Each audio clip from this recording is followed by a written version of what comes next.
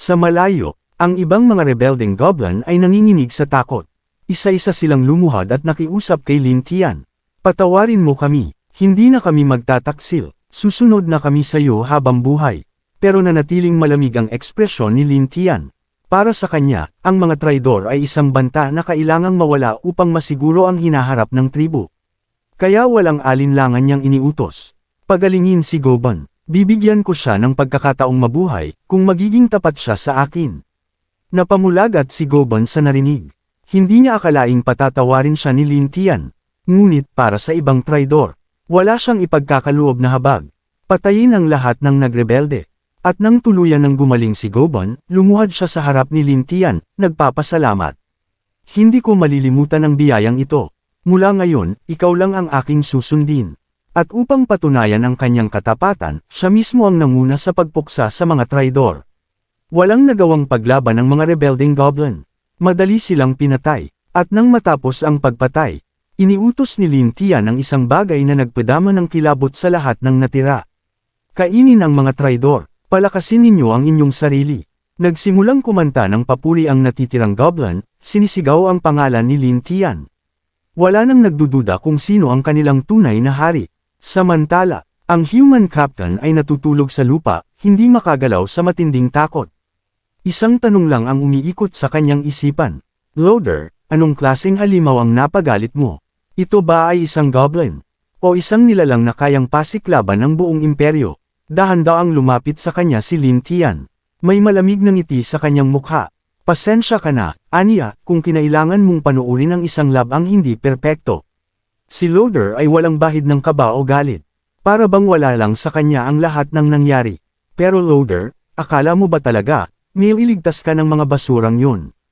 Napaka-inosente mo. Nag-alab ang galit sa mga mata ni Loader. Lahat ng ito ay kasalanan ng Sword Saint. Sigaw niya. Nagkukubli siya sa lungsod, takot lumabas. Sana noon pa lang pinuksan na niya ang tribo niyo bago kayo lumakas ng ganito. Lumingon siya kay Lin Tian, puno ng puot ang kanyang tingin.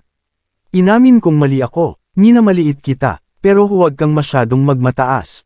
Kapag natalo na ng Sword Saint ang Dragon Mother, babalik siya kasama ang Royal Knights, at pupulbosan niya ang lahat ng ito. Ngumiti lang si Lin Tian. Umupo siya sa harap ng captain, payapang nakatingin. Akala mo ba, nanggulo lang ang mga dragon sa lungsod dahil gusto nila? Kung ganun, nakakagaan ng loob marinig na maayos na ang laban sa Dragon Mother. Biglang nanlamig ang katawan ng captain. Isang malupit na katotohanan ang pumasok sa kanyang isipan. Lahat ng nangyayari sa lungsod. Plano ni Lin Tian. Napatingin siya sa kalmadong mukha ni Lin Tian. Alam niyang bilang isang knight, hindi siya maaaring mahamak ng ganito. Mas nanaisin niyang mamatay kaysa magmakaawa. Tahimik na tinanggap ni Lin Tian ang huling hiling niya. Samantala, sa City of Light, nagising nang bigla ang Sword Saint, galit sa paggising ng kanyang tauhan.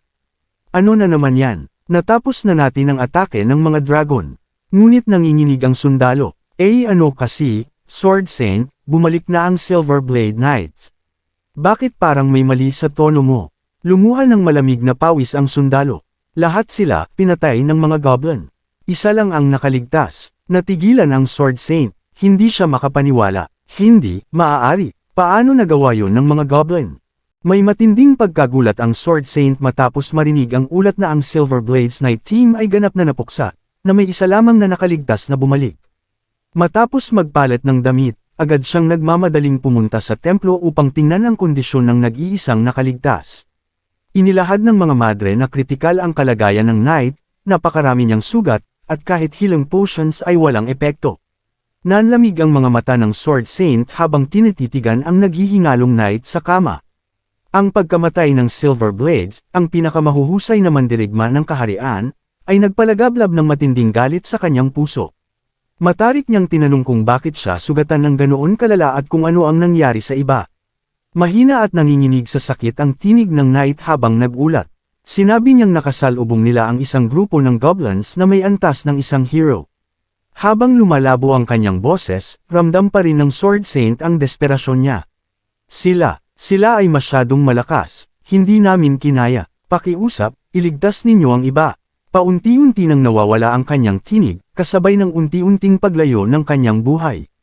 Bago siya tuluyang pumanaw, ginamit niya ang natitira niyang lakas upang magbigay ng huling babala.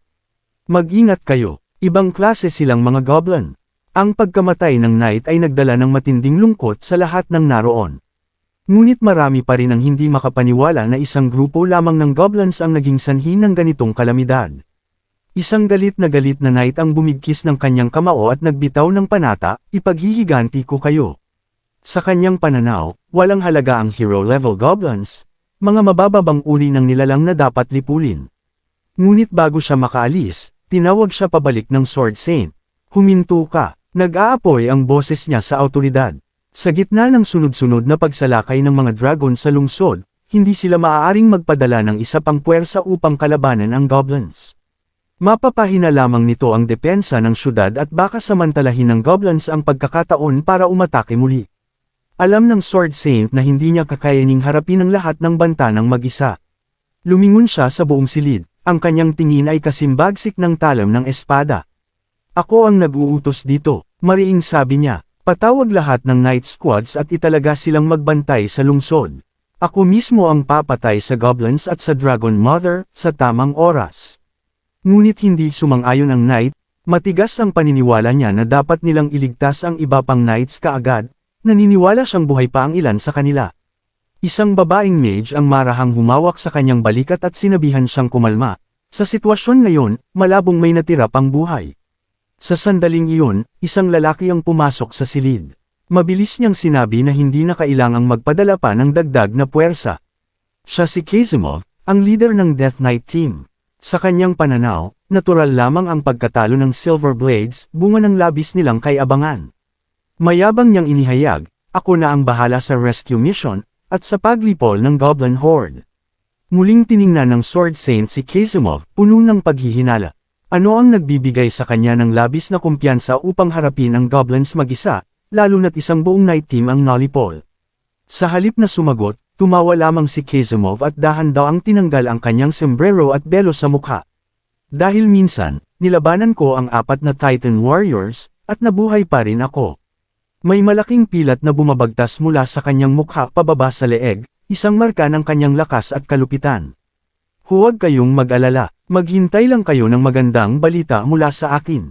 Sa Goblin Village, sa Devil's Forest, sa ilalim ng pamumuno ni Lin Tian, mabilis na nagbago ang buong bayan. Sa loob lamang ng maikling panahon, naging isang paraiso para sa goblins ang kanilang teritoryo. Lumipas ang ilang araw, at muli na namang nakapagsimula si Lin Tian ng isang simulation. Sistema, simulan ang simulation. Ang kanyang pangunahing layunin, harapin ang sangkatauhan. Plano niyang pamunuan ng giant goblins, bumuo ng isang alyansa sa Dragon Mother, at magtatag ng isang heroic tribe. Nais din niyang lipulin ang mga traidor, pagtibayin ang kanyang kapangyarihan bilang hari, at mapalakas ang katapatan ng goblins at elves sa kanya. Ngunit hindi nagtagal ang mapayapang panahong iyon. Dahil si Kazimov, na kilala bilang Death God, ay umatake ng biglaan sa kalagitnaan ng gabi. Sa utos ng Sword Saint, ang kanyang layunin, patayin si Lin Tian. Bagamat sa simulation, natalo si Kazimov, napakalaki naman ng pinsalang natamo ng tribo. Napagtanto ni Lin Tian na isa itong mahalagang aral para sa kanya. Gayunpaman, hindi pa rin niya matanggap na may naglakas loob na umatake sa kanyang bayan. Ang Kazimov na ito, kaya ba niyang gawin ito ng mag-isa? Muli niyang binuksan ang simulation system at binigyan siya nito ng 3 pagpipilian. 1. Lumipat ng teritoryo upang maiwasan ang pangangaso ng mga tao. 2. Maghanda para sa pag-atake ni Kazimov at hintayin siyang umatake. 3.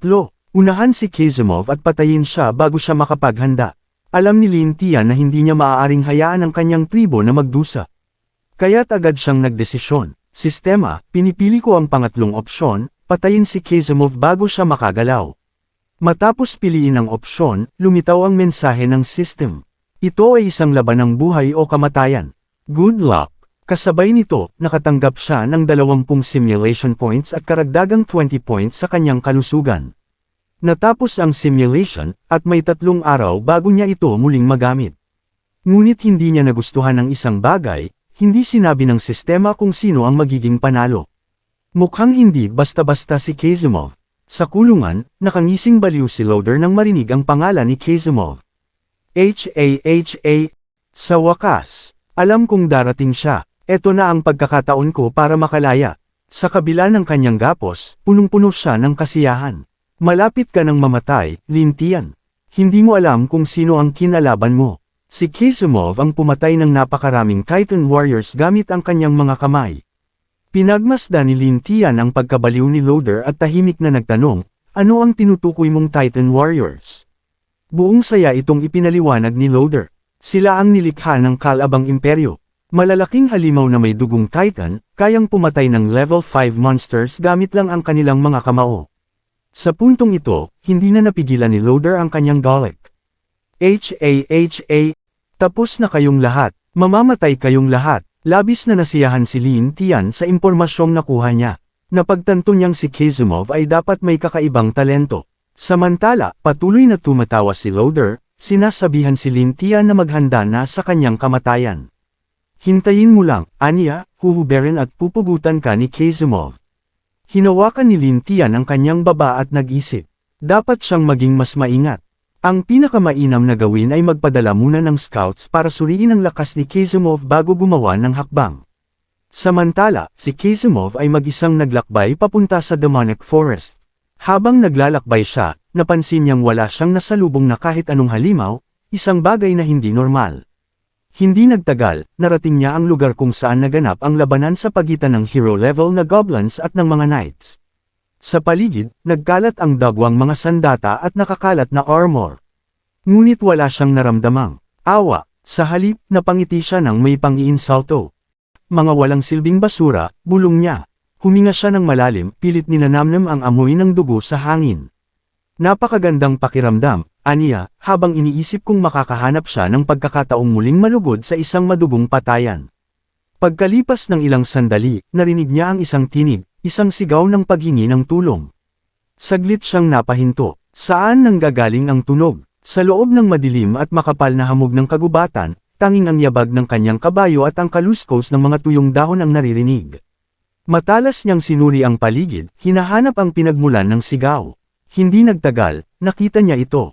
Sa ilalim ng isang bumagsak na puno, may isang babae, mapotla, nanginginig, at may luha sa kanyang mga mata.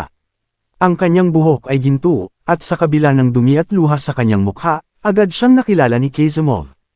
Efra, nagulat siya, hindi makapaniwala. Matagal na niyang inakalang patay na si Efra, ngunit heto siya ngayon, humihingi ng tulong. Please, tulungan mo ako, mahina nitong sabi, halos isang bulong. Saglit na lamambot ang ekspresyon ni Kizumov.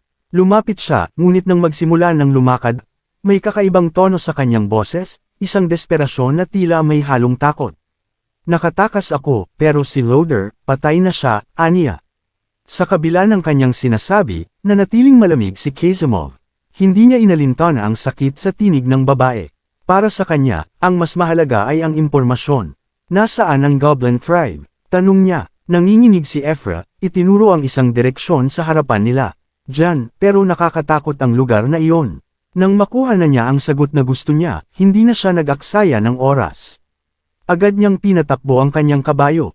Nagpanik si Efra. Hintay, dalhin mo ako, sigaw niya, ngunit malamig lang siyang sinagot ni Kizumov. Huwag mo akong abalahin. Wala siyang balak dalhin siya. Alam niya kung bakit bilang isang bihasang adventurer na may titulong Despair Knight, may kakayahan siyang palakasin ang kanyang sarili kapag nag-iisa. Mas malakas siya nang walang kasama. Mas nagtatagal ang kanyang lakas, mas nagiging malupit siya sa labanan. Maraming salamat sa panunood. Kung nagustuhan mo ang video, huwag kalimutang mag-like, mag-subscribe, at i-click ang bell icon para updated ka sa mga bagong kwento.